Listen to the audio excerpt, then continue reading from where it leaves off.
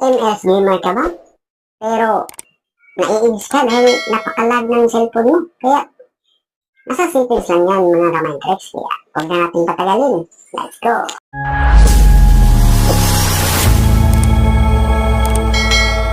Hello guys, ituturo ko nga pala sa inyo kung paano natin aayusin ang settings ng ating Mobile Legends para lalong maging smooth at walang lag ang ating paglalaro. Punta lang tayo sa settings. At dito tayo mag-uumpisa sa basic. At ang una nga dito ay itong outline. Off lang natin itong outline dahil hindi naman natin ito kailangan. Dahil ito lang naman ang pagkakaiba kapag naka-on ang outline. Kung mapapansin nyo, meron siyang itim sa kanyang buong katawan kapag naka-on. At dito naman tayo sa pangalawa. At itong camera height ay dapat naka-high siya para malawak ang mapa na ating makikita. Dahil ito ang pagkakaiba kapag naka-low ang camera height. Kaya kung mapapansin nyo na naka-zoom kapag naka-low ang camera. Pero kapag naka-height ito ay naka-zoom out at mas malawak ang mapa na iyong makikita. At dito naman tayo sa screen shake, mas gagawin nitong animation ang galaw ng inyong hero. Pero hindi ito compatible sa lahat, kaya pwede mo itong i-on or off, depende sa iyong hero. Kapag naka-on ito, ganitong animation ang kanyang gagawin. Kung makikita nyo, na lumindol ang paligid. Pero kapag naka-off ito, ay walang lindol at normal lang ang paligid.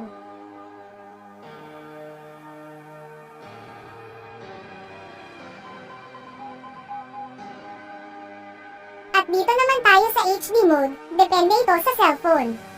Kung high quality ang gamit mo, mas okay kung naka-HD, para mas maganda ang graphics ng iyong makikita. Pero kapag hindi naman ganun kaganda ang ating cellphone, ay mas okay na naka-off ito. Para maiwasan natin ang madalas na paglalog. At dito naman tayo sa merge text. Ay off lang din natin ito, dahil hindi naman natin kailangan na makita yung damage sa ating kalaban, para iwas din yan sa log. At dito naman sa shadow, off lang din natin ito. Ganito lang naman siya kapag may shadow, which is hindi naman makakatulong, para iwas na din sa log.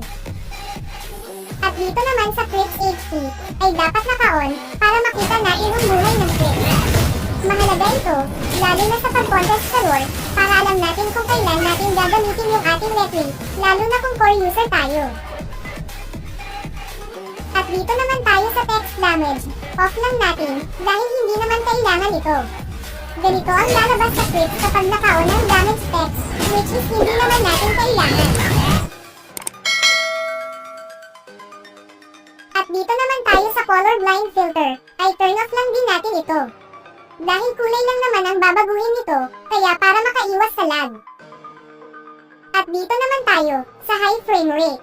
Dito po ay depende po yan sa ating cellphone, kaya kayo po ang bahala kung anong kaya ng inyong cellphone. At dito naman po sa graphics, ay mas okay kung smooth. Para maiwasan po ang madalas na paglalag, lalo na kapag nasa kalagitnaan ka na naglaban. Pero kapag mas maganda ang inyong cellphone, ay pwede ninyong ilagay sa high or ultra. At natapos na nga tayo dito sa basic, kaya dito na tayo sa controls. At dito naman tayo sa target method. Dito ay itong advance lang ang ating pipiliin, dahil dito ay pwede kang mamili kung anong gusto mong unahin, hero ba or crit. At ang kagandahan dito, ay pwede kang mag-tower lock para mabilis matapos ang laro. Dito naman tayo sa targeting priority, at piliin natin itong lowest HP. Para kahit nasa harapan mo ang tank, ay hindi makaka-free hit sa'yo ang kanilang MM. Dahil kapag closest target, ay ganito ang mangyayari. Kapag nasa harapan mo yung tank ng kalaban, ay uunahin targetin ng hero mo. At makaka-free hit sa'yo ang MM nila, at mauuna kang mamatay, pero hindi mo mapapatay yung tank na malapit sa'yo. At dito na tayo sa advanced control move. At ang una nga dito ay itong hero lock move. Importante po ito, para malaman natin kung sinong hero ang gusto natin ma-lockdown. At itong accurate indicator, ay turn off lang po natin ito, dahil hindi po ito pwede sa lahat ng hero. At itong aiming fanning, ay turn on natin ito. At dito makikita nyo, lumawak yung mapa natin, kapag naka-on ito. Pero kapag naka-turn off ito, dito ay lumiit na yung mapa natin. Dahil mas malaking tulong ito, lalo na kung ang gamit mo ay Selena, Franco, Kufra, at pang mga hero. At malaking tulong din ito sa mga mage na naka-flame shot. At parehas na naka-turn on itong assisted aiming mode. At dito naman sa moving pursuit ay naka-turn off para hindi nababaliw ang iyong hero kung aatake ba ito o hindi. At dito naman sa close pursuit ay dapat naka-turn on ito para kung sakaling nagpa-farm ka at may kalaban na lumabas ay yung kalaban ang tatargetin ng iyong hero, hindi yung jungle. At dito naman sa joystick dead zone ay turn off lang po natin yan para makontrol natin ng maayos ang ating hero. At ganun din sa active creeps filter, turn off lang din po natin yan. At dito naman, sa skill joystick position ay naka-fix position.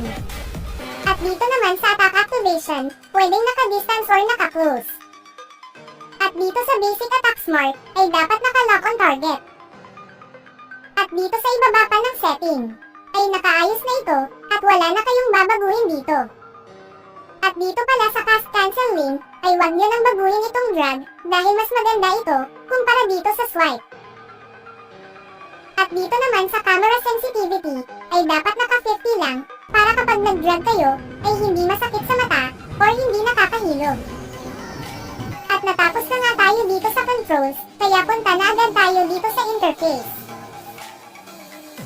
At click natin itong customize at mapupunta tayo dito sa mapa. Dito ay pwede natin lakihan yung mapa at palabuan ito at pwede rin natin palakihin or liitan yung mga skill. Depende na lang sa inyo kung anong gusto nyong gawin sa inyong mapa. At balik tayo dito sa labas. At itong mga ito ay hindi na natin gagalawin dahil maayos na ito. At ito ang pinaka-importante sa lahat, itong Battlefield UI opacity. At dito ipapaliwanag ko sa inyo kung ano ang kahalagahan nito. At dito ay mapapansin natin na hindi natin makita yung mapa at hindi natin malalaman kung inaatake na tayo ng kalaban. Pero kapag nilagay natin sa low itong setting, ay nagkaroon na tayo ng liwanag at makikita natin kung sino ang nasa mapa. Dito naman tayo sa scoreboard at punta tayo sa ating scoreboard at dito ay hindi rin natin masyado makita. Pero kapag nilagay natin sa low ang scoreboard, ay dito ay mas malinaw na natin makikita ang ating kalaban. At ang pinakahuli ay itong shop. Kaya punta tayo sa shop ng mga items natin, kung mapapansin natin, ay hindi ganon kaliwanag. Kaya pag titingin ka ng item, ay hindi mo mamamalayan na may umaatake na pala sa'yo. At ilagay natin sa low itong shop. At dito nga ay maliwanag na natin na nakikita ang mapa, kaya pwede tayo makapag-cancel agad ng item kapag may kalaban. At dito naman sa dalawa pang natitira, ay hindi na natin ito papalitan. Please subscribe to my channel. Maraming salamat po sa inyong panonood.